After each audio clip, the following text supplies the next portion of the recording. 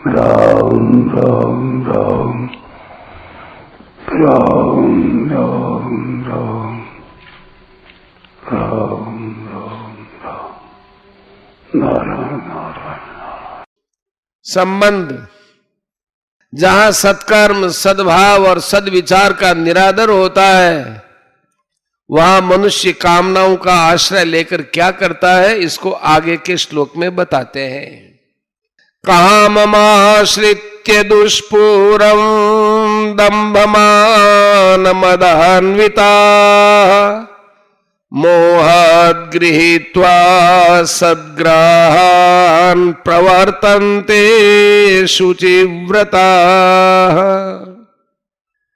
कभी पूरी न होने वाली कामनाओं का आश्रय लेकर दम्भ, अभिमान और मद में चूर रहने वाले तथा अपवित्र व्रत धारण करने वाले मनुष्य मोह के कारण दुराग्रहों को धारण करके संसार में विचरते रहते हैं। व्याख्या। काममाश्रित्य दुष्पूरम, वे आसुरी प्रकृति वाले कभी भी पूरी न होने वाली कामनाओं का आश्रय लेते हैं। जैसे कोई मनुष्य भगवान का, कोई कर्तव्य का, कोई धर्म का, कोई स्वर्ग आदि का आश्रय लेता है, ऐसे ही आसुर प्राणी कभी पूरी न होने वाली कामनाओं का आश्रय लेते हैं।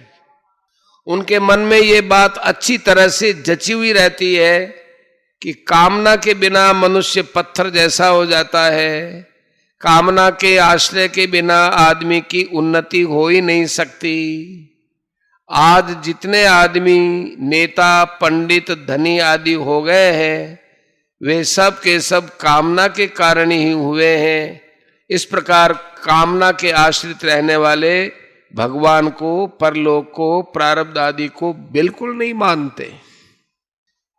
अब उन कामनाओं की पूर्ति किनके द्वारा करें, उसके साथी सहायक कौन है, तो बताते हैं दंभ मान मदान्विता। वे दंभ, मान और मद से युक्त रहते हैं, अर्थात वे उनकी कामना पूर्ति के बल है। जहां जिनके सामने जैसा बनने से अपना मतलब सिद्ध होता है, धन, मान, बड़ाई, पूजा, प्रतिष्ठा, आदर, सत्कार, वाह वाह आदि मिलते हो, वहां उनके सामने वैसा ही अपने को दिखाना दंभ है। अपने को बड़ा मानना, श्रेष्ठ मानना मान है। हमारे पास इतनी विद्या, बुद्धि, योग्यता आदि है, इस बात को लेकर नशा सा आ जाना मद है। वे सदा दंभ, मान और मद में सने हुए रहते हैं, तदाकार रहते हैं। अशुचि व्रता, जिनके व्रत नियम बड़े अपवित्र होते हैं। जैसे इतने गांव में इतने गायों के बाड़ों में आग लगा देनी है, इतने आदमियों को मार देना है, आदि आदि। ये वर्ण, आश्रम, आचार शुद्धि आदि सब ढकोसलाबाजी है। अतः किसी के साथ भी खाओ पियो, हम कथा आदि नहीं सुनेंगे, हम तीर्थ मंदिर आदि स्थानों में नहीं जाएंगे, ऐसे उनके व्रत नियम होते हैं। ऐसे नियम वाले डाकू भी होते हैं। उनका ये नियम रहता है कि बिना मारपीट किए ही कोई वस्तु दे दे तो वे लेंगे नहीं। जब तक चोट नहीं लगाएंगे, घाव से खून नहीं टपकेगा, तब तक हम उसकी वस्तु नहीं लेंगे। मोहात् गृहीत्वा असद्ग्राहान्, मूढ़ता के कारण वे अनेक दुराग्रहों को पकड़े रखते हैं। तामसी बुद्धि को लेकर चलना ही मूढ़ता है। 18वें अध्याय का 32वां।